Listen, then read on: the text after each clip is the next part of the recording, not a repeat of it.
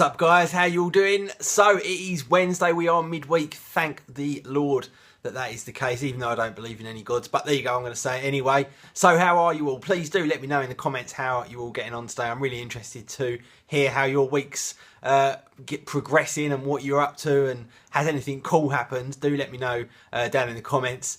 For me, today has just been a kind of work day, really. I've got to head over to near Slough tomorrow, Langley, to the office to do a presentation and other stuff, so I've been kind of prepping for that today. And I also finally got the boot camp partition working on the Mac Pro, the late 2013 Mac Pro, the trash can one. It has been an absolute disaster trying to get it installed, and loads and loads of people have spent days and days and days trying to get it working with no avail whatsoever. But finally last night I had a breakthrough, and would you believe it was something as simple as resetting the PRAM just when you reboot from Boot Camp into the next element. So when you install Boot Camp, you run a program on Mac, you point it to an ISO file for Windows, it creates a USB key, puts the partition on, and then reboots. And at that point where it reboots, there's a bug on the Mac Pro with Boot Camp whereby you have to actually reset the PRAM, and if you do that and then carry on, the Windows installer just goes through perfectly fine, installs Windows, and away you go. So that was that, but it has taken me a hell of a lot of work to kind of work that out, pardon me, and get it working. So massive breakthrough with that today. And then straight after that I recorded the video whereby I tested Crysis running through iFinity on the Mac Pro. Now if you remember, or if you've been watching me that long, that is, if you go back probably I think over a year and a half now, maybe 2 years, I actually set up iFinity on my previous Mac Pro, and I did a couple of videos just using the 3 bottom screens.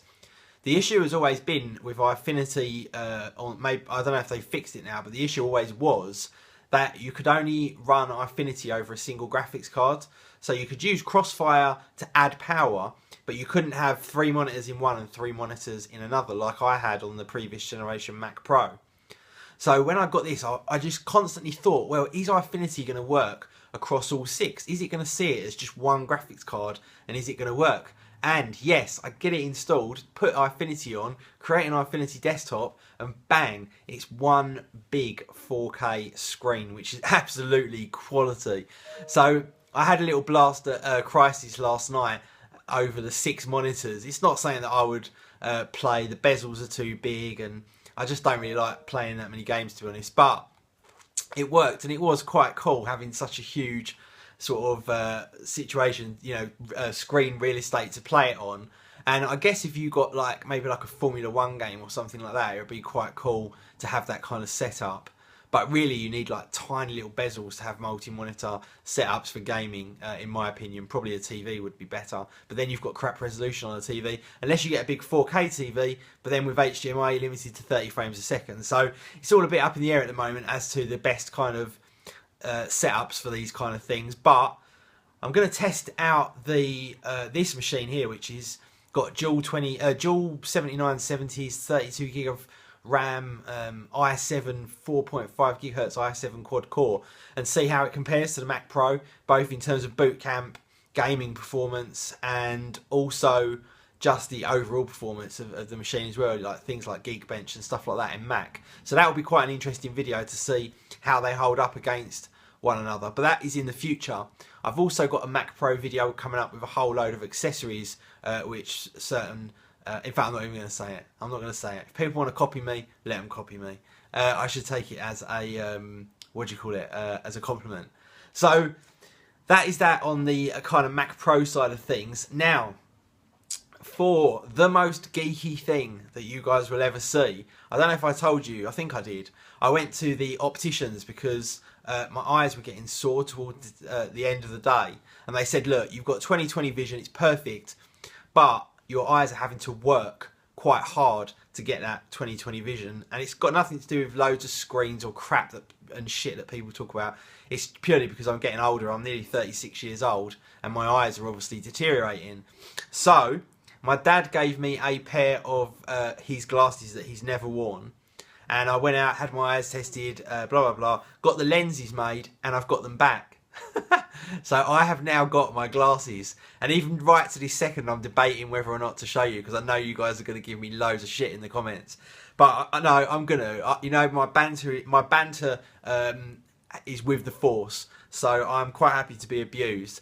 And the reason I went for these ones was not only because they were free and they are Tag Heuer ones, or Heuer, however you say it, that my dad gave me for nothing, but mainly because I didn't want to bezel around the outside, much like the screens. I don't want to bezel, and the reason for that is because when you're looking at like a large real estate, I don't want to have to like kind of move around all the time and have them in my line of vision. So I went for rimless glasses, and I'm going to give you a brief look now at what they look like.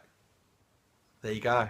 What do you think, guys? No, that's not it. I'm going to do it properly. Right, you ready? And there you go. They are my glasses. In fact, on here you can't even really tell that I've got them on, apart from these little side bits here and the middle bit. But yeah, I've gone for them, and it just makes everything like crazy dark and defined, and really the text look has gone from looking retina to like holy shit super retina, which is quite cool. But there you go, guys. Let me know what you think in the comments. Try not to abuse me too hard if you can. And the cat is going mad. And look, yeah, there you can see, hopefully, Tag Heuer. So there you go, guys. That is it. I don't know what happened there. It just literally just cut me off. I think my phone has actually run out of space. I've got a 64 gig iPhone 5S, and like I've been saying for ages, people don't seem to believe me, but they really need to bring out a 128 gig iPhone like they do on the iPad, because 64 gig is nowhere near enough, not even close. So I'm going to have to somehow get rid of a load of stuff off my iPhone, which is a really bloody irritating process to have to go through, and tidy it up. Anyway, third world problems, Adam. Sorry, third world problems. First world problems. And haven't even had time to go out in the car today. Although I can't show you because it's on the phone. I did play around with the remote apps from BMW, which enable you to turn the engine on and off, turn the climate control on and off, flash the horn, see where you last parked it in terms of GPS, flash the lights, loads and loads of stuff. Very, very cool technology. But I'm going to bring all of this to you guys in a separate video. And anyway, guys, that is enough from me today. I will catch up with you all a bit later. And by the way, my video of the bootcamp stuff that I was talking to you about before has got on 9to5Mac, which is excellent. So hopefully some of the others will pick it up and it will trend a little bit and go a little bit viral. But anyway, thank you very much for watching, guys. Have a great evening. I'll see you in the next one. Peace.